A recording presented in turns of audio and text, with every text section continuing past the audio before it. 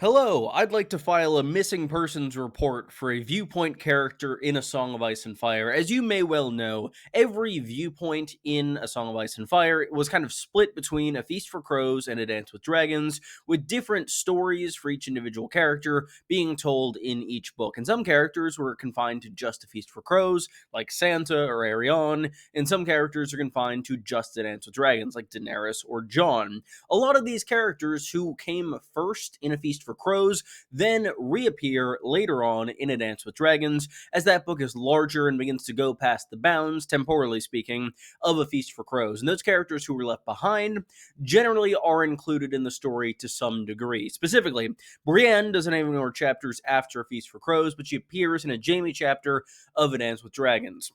Sansa, Arion, and Aeron don't have chapters in A Dance with Dragons, but they all have at least one sample chapter for The Winds of Winter. There is only one character who has not been seen nor heard from whatsoever since the year 2005, when I was a mere 5 years old. Today, I'm going to go through the recent past of Samwell Tarly's story and speculate on his future in The Winds of Winter. Samwell Tarly was introduced as a viewpoint character back in A Storm of Swords, where he had 5 chapters that apparently went to the Kendall Roy School of Quality because they are all bangers all the time. He is our eyes and ears on the Fist of the First Men and the attack of the others / White Walkers there, Craster's Keep and the mutiny that happens therein, and then later on Jon's election as Lord Commander. All of these events are insanely climactic, and Sam, being our eyes and ears for them, does kind of help us quite a bit, but I must say, I am not the biggest fan of being in Samwell's head. He's very, very self-deprecating and very caught up in the idea that he is a coward, which he kind of is. But regardless of that, that just kind of gets into a repetitive cycle of thoughts that I don't super vibe with. But in A Storm of Swords, he is truly carried by the cool shit happening around him. And he does have a pretty good arc where he does begin to take more action and learn that he isn't a coward through the actual things that he does rather than these negative thoughts he's having about himself. It's a nice little kind of point of character development. In A Feast for Crows, Sam also has 5 chapters. He's very consistent like that, and I don't like them very much. The first one I do quite like. It's still at Castle Black, and we see it as kind of a mirror to Jon Snow's second chapter in A Dance with Dragons, as we see all of these events through both of their eyes, which is cool to see, and we don't really have any equivalent in the series so far, though I doubt that it will remain the same with so many characters converging in the Winds of Winter, but it is an interesting experience. I like Sam 1, A Feast for Crows, but in that chapter, he is told that he is being dispatched to sail south to become a maester at the Citadel and replace Maester Aemon, whose eyes have failed and will likely not be around for much longer. He's being sent with a number of individuals, Gilly for one, in addition to Maester Aemon, and supposedly Gilly's son, Monster. But we later learn that Monster has been swapped for the son of Mance Rayder, as Jon is sending both him and Aemon away to protect their king's blood from Melisandre's fires. The remainder of Sam's chapters in A Feast for Crows become a travelogue of his voyage to Old Town and the Citadel, and this arc of him potentially thinking about becoming a maester. Overall, I must be honest, I am not a huge fan of this arc in A Feast for Crows for a number of reasons. First and foremost, it doesn't feel the most necessary. It feels like the reason it has this many chapters and this much focus is because A Feast for Crows kind of needed more material, as it is a smaller book, and Martin needed to have more characters included in it, and Sam was just done at the time A Feast for Crows was ready to come out. Additionally, I feel like it kind of backtracks on Sam's arc a little bit from A Storm of Swords, where in that book we see him develop more and begin to have more confidence in himself and take more action and be a bit of a braver person and realize that he's a bit of a braver person, but that kind of entirely reverts in A Feast for Crows, and we're back into the most annoying headspace in the series. That is not to say there isn't good material on offer here. A lot of what revolves around Maester Aemon is excellent throughout these passages. Specifically, that moment where he's on the deck of the ship and thinks Sam is Egg and says, "Egg, I dreamed that I was old." That's an all-timer. I love it, and I love everything that Aemon does, but overall, this journey where they eventually go to Bravos doesn't do a ton. There's a pretty cool moment there where Sam unknowingly bumps into Arya, who has just begun her training with the Faceless Men, and we do see Sam kind of beginning to come into his own again via, punching Daryon as he was deserting the Night's Watch and stealing their money. But overall, it just feels like kind of a lesser degree of what had previously happened in A Storm of Swords. And ultimately, this voyage does get somewhere. He gets to where he's going, but it doesn't feel like it's entirely necessary to have this many chapters, this many events happening on page, though it is good for the realism of the story to have characters actually traveling around. Eamon passes on the voyage. My condolences to him and to Sam and to his few remaining family members, as scattered as they may be. And then we finally end Sam's story with his arrival in Old Town in the final chapter of A Feast for Crows as a whole. And it's an interesting one. There are more things starting to happen here, and we get to see a bit of these introductions made not only for Sam, but for us, the reader, that we have met a lot of these characters in the A Feast for Crows prologue, which also took place in Old Town. That purpose seems to be to introduce us to this plot, which Sam is now fully interacting with. We see Marwyn the Mage, this individual who is fairly high up at the Citadel, jet off to go meet up with Daenerys, and then in his wake, Sam is just kind of left there with the people who were his students and is trying to still join the Citadel, and we leave him meeting a guy named Pate, which is interesting because Pate was our viewpoint in the prologue chapter, and we saw Pate die at the end of the prologue chapter, but this makes sense because Pate was killed by someone known as the Alchemist, who coincidentally matches the description of Jaqen H'ghar, or at least the new face that Jaqen H'ghar transformed into at the end of A Clash of Kings. So it's very likely that Sam's story in A Feast for Crows ends with him meeting a faceless man. Before getting into Speculation Station, I want to ask, who else do you want to see me cover in this series? I have a playlist, which should be linked in the description, for all of the entries. I think this is number 14, so I've done a fair few of them. Let me know in the comments down below. While you're down there, leave a like, subscribe. I really appreciate it, and it does really help grow the channel.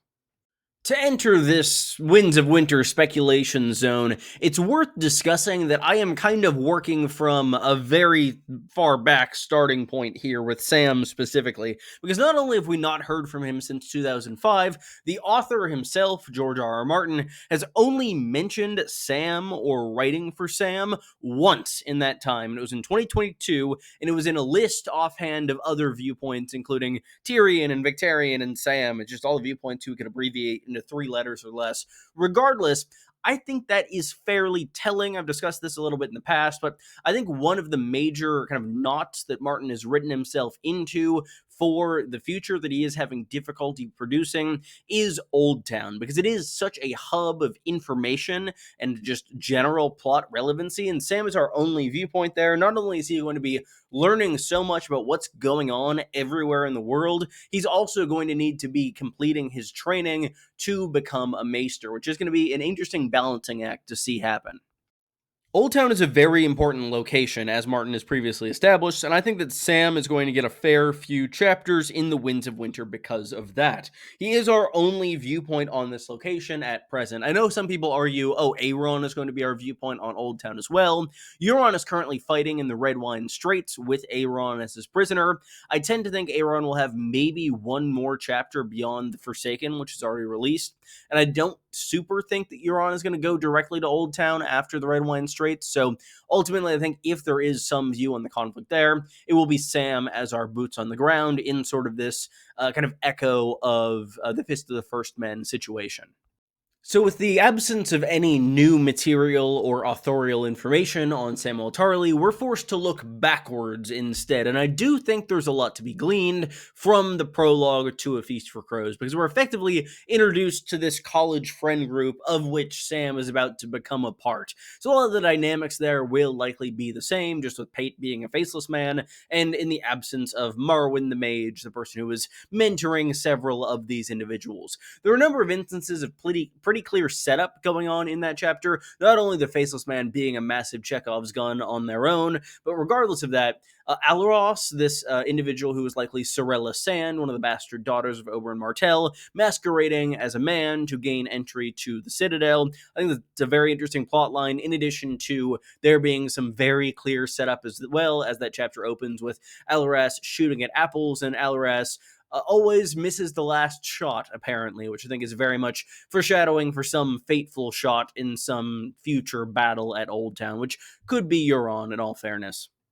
I also think Sam is poised to break the hearts of thousands of theory crafters across the Song of Ice and Fire community, because I believe a reason that Old Town is likely taking so long is the sheer density of information therein. The Citadel is this massive fortress containing all of these writings, many of which are unlike anything else in the world, and a lot of records are contained therein of events that we as fans have theorized about for many, many, many years. And I think that being exposed to this Council of Maesters, especially having to pick a new Grand Maester, as Pycelle was killed in the last chapter of A Dance with Dragons, all of these things are going to be a way to expose Sam, and through him, the reader, to new pieces of information. In the show, we saw that used via this reveal that Rhaegar Targaryen got an annulment and actually married Lyanna Stark, and Jon is legitimate because of that. I'm unsure if that will be at the Citadel. I feel like if it were, someone might have maybe picked up on it before Sam would, but regardless of that, I'm sure there will be many such occasions, both. I'll also throw it out there. Sam has had 5 chapters in A Storm of Swords, 5 chapters in A Feast for Crows. I think he'll probably have 5 in The Winds of Winter. I think characters are generally going to have fewer in that book, just because it is all 20 viewpoints coming back together, and there is just so much ground to cover. But as mentioned, Sam is very geographically isolated right now. He's really the only window into not only Old Town, but really most of the Reach, if we assume Aeron is going to be dead or adrift by the end of his next chapter. So overall, I think he is going to be a very important viewpoint, though I don't think he'll spend the entire book at the Citadel.